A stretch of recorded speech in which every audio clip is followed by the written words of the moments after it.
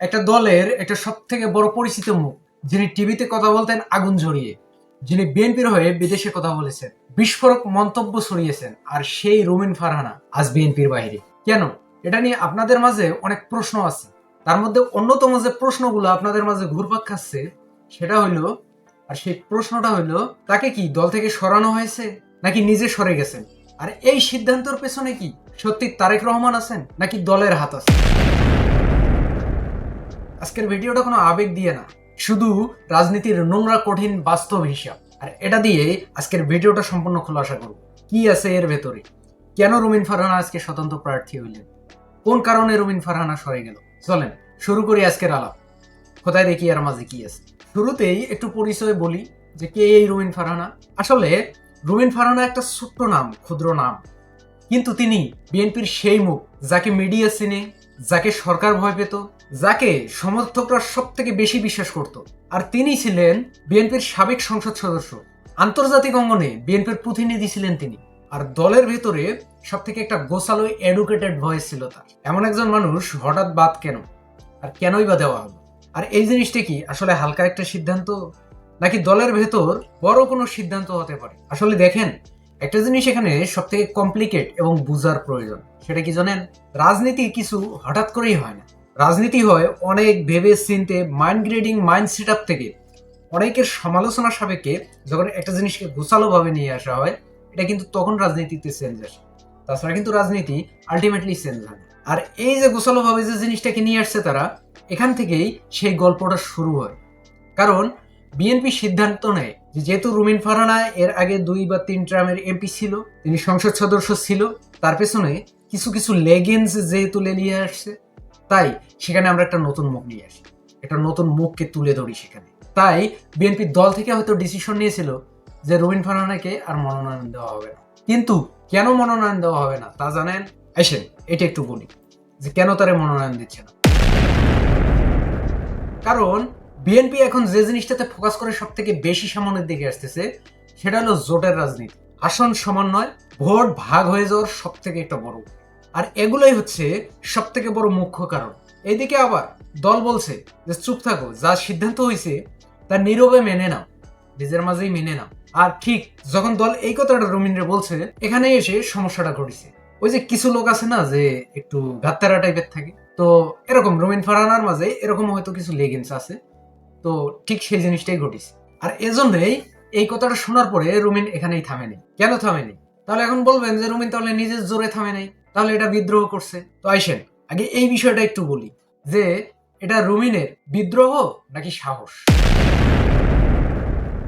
দেখেন, রুমিন ফারহানা ঘোষণা দেন আমি স্বতন্ত্র প্রার্থী হব, আর তারা বলে এই এক লাইন সিদ্ধান্ত পুরো বিএনপিকে কাঁপিয়ে দেয়। আর কাঁপিয়ে অলরেডি দিয়েছে। কারণ রাজনীতির মাঠে, রাজনীতির প্রেক্ষাপটে দুইটা জিনিস সব থেকে আগে। সে দুটো জিনিস কি?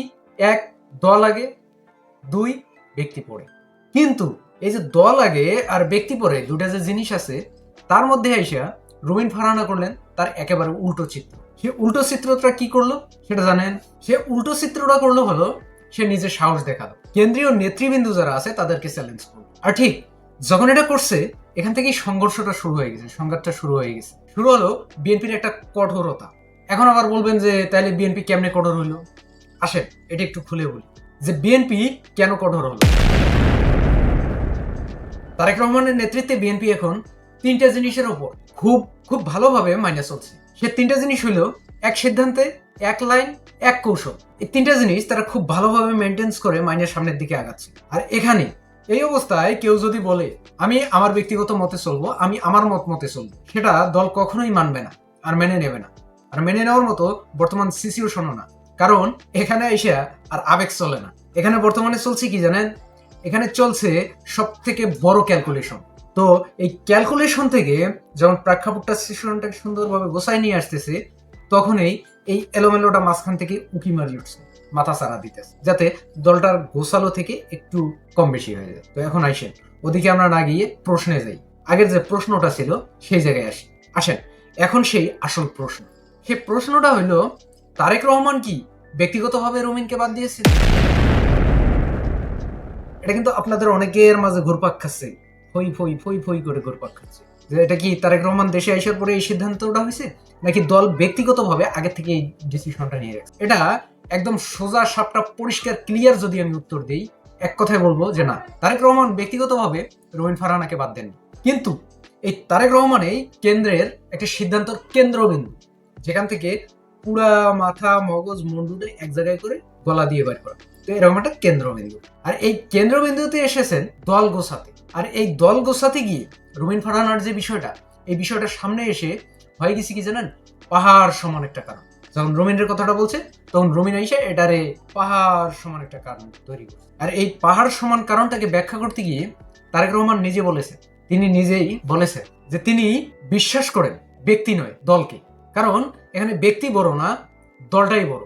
দলের সবার এককভাবে বসে সিদ্ধান্ত যেটা হবে সেটাকেই তিনি সব থেকে বেশি প্রাধান্য দিচ্ছেন।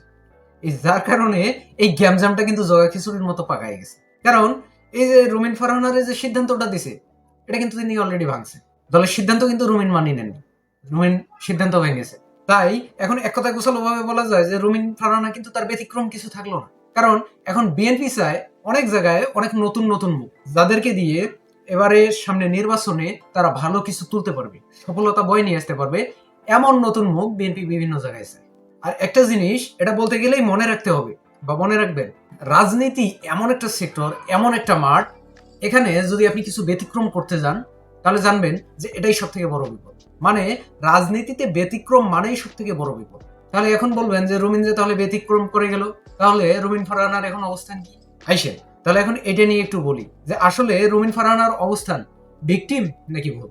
এখন এই কথাটা যদি আমি বলতে যাই তাহলে অনেকে আইসে আমার জাপটায় ধরবেন, কমেন্টে অনেক কিছুই বলবেন যে আপনি যে বলেছেন এই কথাটা, তাহলে রুমিন ফারহানা কি আসলে বিশ্বাসঘাতক? আসেন এটা মেজরাল অফ বল ক্লিয়ার করি, তারপরে সামনে যাই। রুমিন ফারহানা আসলে বিশ্বাসঘাতক কিনা? আমি এক বাক্যে বলবো যে না, একদম না। কারণ তিনি রাজনীতিতে ভুল করেছে। হ্যাঁ ঠিক, তিনি তার রাজনৈতিক প্রেক্ষাপটটা যে সেটাতে তিনি ভুল করেছেন, বিশ্বাসঘাতকতা করেন। কারণ রুমিন ফারহানা জানতেন, তিনি জানতেন যে এর ফলাফলটা কি হবে, তারপরেও সে নিজের থেকে সিদ্ধান্তটা নিছে। আর এই সিদ্ধান্তটা নেওয়ার পেছনে আমি দুটো জিনিসকে দেখি। সে দুটো জিনিস হলো, একটা হলো সাহস হতে পারে তার নিজের ব্যক্তিগত, আর দ্বিতীয়টা হচ্ছে তার নিজের একান্ত জেদ হতে পারে। এই দুটো কারণে সে এই সিদ্ধান্তটা নিতে পারে এবং বিএনপির বিরুদ্ধে যেতে পারে।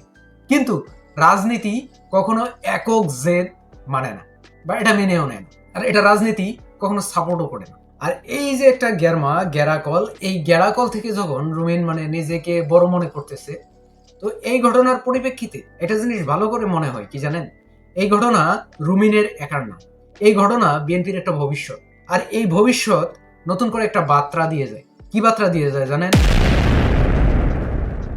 সেই বার্তাটা পরিষ্কার, কেউ দলের ওপরে না, কেউ বড় মুখ হইলে যেখান থেকে ছাড় পায় তা না। আরেকটা জিনিস শিখায়, সেটা হচ্ছে যে নেতৃত্ব এখন আর আগের মতো নর্মাল না। এই তিনটা জিনিস এই রুমিনের আলোচ্য ঘটনা থেকে আমাদেরকে খুব ভালোভাবে শিখে। কারণ এটা নতুন বিএনপি, রুমিন ফারহানার হলো না, তাই বলে যে বিএনপির জিতে হলো না তা কিন্তু না। আসলে এই যে জিনিসটা অ্যানালাইসিস করার পর রাজনীতি আরেকবার দেখিয়ে দিল এখানে অনুভূতির দাম কম, হিসাবের ক্যালকুলেশনের এই জিনিসটার দাম সব থেকে বেশি। আর এই জিনিসটাকে বর্তমান রাজনীতিতে সব থেকে বেশি প্রাধান্য দেওয়া হয়। আপনি কি মনে করেন, রুমিন কি এই বিষয়টাতে ঠিক করেছে নাকি তারেক রহমান ঠিক করেছে? আপনার মতামত কমেন্টে লেখেন। আমরা দেখতে চাই যে আসলে রুমিনের ডিসিশনটা সঠিক নাকি তারেক রহমান যে সিদ্ধান্তে উপনীত হয়েছে বা দল যে সিদ্ধান্ত নিয়েছে, বিএনপি যে সিদ্ধান্ত নিয়েছে সেটা সঠিক। অবশ্যই আপনার মতামত কমেন্টে জানান। ভিডিওটাকে শেয়ার করেন, সবাইকে দেখার মতো সুযোগ করে দেন, একটা লাইক করে চ্যানেলটিকে সাবস্ক্রাইব করুন। Thanks for all, save this time.